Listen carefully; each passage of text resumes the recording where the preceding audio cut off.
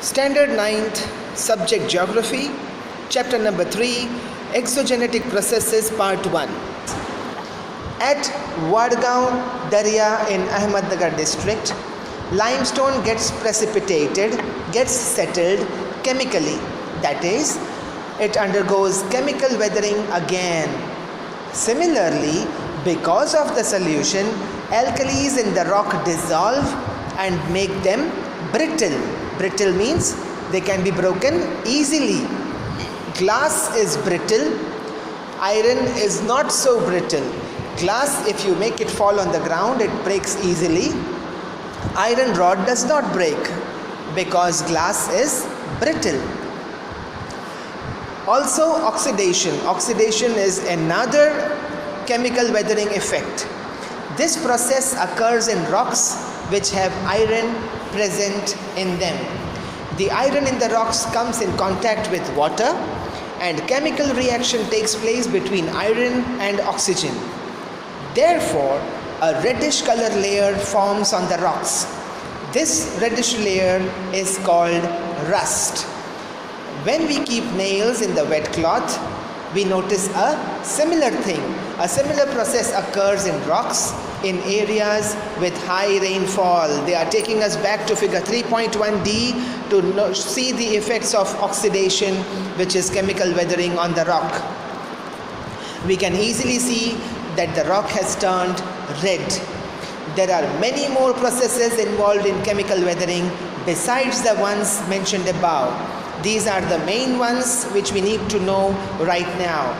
Daily life examples including moistening of table salt. You remember, if the table salt, if we keep it in a bowl or if we fill it in a salt sprinkler, it tends to become lumpy.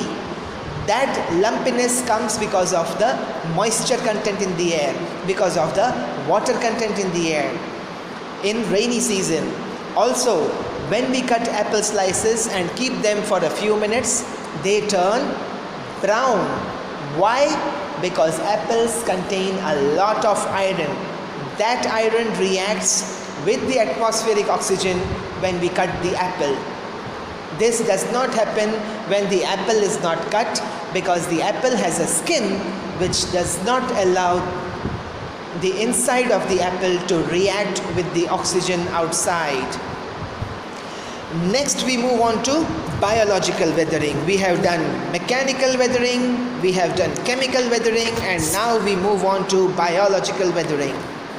Besides mechanical and chemical weathering, biological factors are also responsible for weathering of rocks.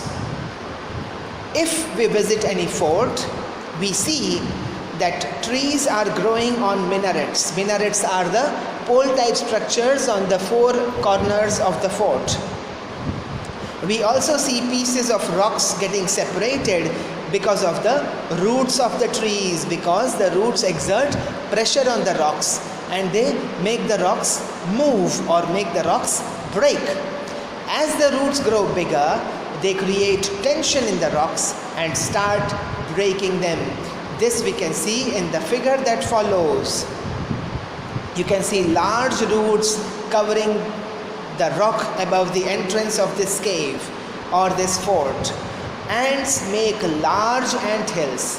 Rats, mice, rabbits and other worms and insects make burrows in the ground. Burrows is the name given to their houses that they make under the ground. These animals are called burrowing animals. Because of their activity, weathering of rock occurs. Besides these, algae, moss, lichen, other flora, etc. grow in the rocks. If we have noticed the rocks closely, there are small grass-like structures, very minute ones, which grow on the rocks. These are the types of algae and moss that grow on the rocks. These also result in weathering. This again example has been given in the next picture. One thing that they want us to learn about under biological weathering is mass movements or mass wasting. What is it? The weathered rock materials start moving along the slopes. If the rock is situated on a steep slope, Whatever weathering has occurred on the rock, it starts moving down because of gravity, and it starts accumulating near the foothills or the gentler slopes. Where the slope is not so steep, it starts getting collected there. And if there is no gentle slope, it comes straight to the base of the mountain. This process keeps on happening for years. The weathered particles, the broken down particles, form a conical heap, a conical triangle at the foothills. When weathered particles move down due to gravity alone, the process is called mass movements. Mass movements occur in two ways. It is rapid on the slopes that are very steep, and it is slower where the slopes are not so steep, where the slopes are gentle. Rapid mass movements. Rapid means very fast. Rock falls, landslides, land subsidence occur rapidly. Land subsidence means breaking of the land, breaking away. Their effects are very destructive. Why? Because they move very fast, and large pieces of land comes down at high speed without giving anyone any chance to survive. The probability of these events is more in the regions having humid climates, where the climate is moist, too much water content in the air, and steeper slopes. Areas which are nearer to the mountains, huge mountains. A thick layer of weathered material forms on the slope. It keeps on getting accumulated.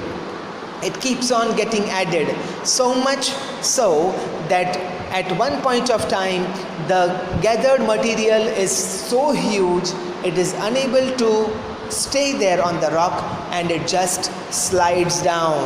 And if it has gotten hold of the rock too tight, and if the rock is having cracks inside, the whole weathered material comes down, pulling apart the part of the rock.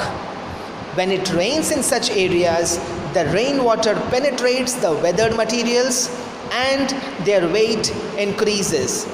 The weathered materials move very rapidly and come down the slope. Example of which will be the mudslide at Malin village of Pune district. This keeps on happening here every now and then.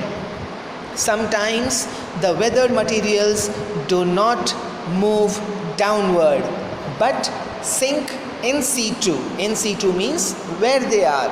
So they just form a cave-in. It is called as a cave-in. It also happens in Mumbai or in city areas where the whole road caves in. It just breaks apart from the main road and goes deep inside. Why does this happen? Because under the thick layer of the road, the mud has been taken away by the flowing water, and that results in weakening of that part of the road. Such things usually happen in the mountains as well, and this is called as slumping. The example of which is given to us in figure 3.10. Such rapid mass movements may also occur because of earthquakes. Why? Because earthquakes shake the land.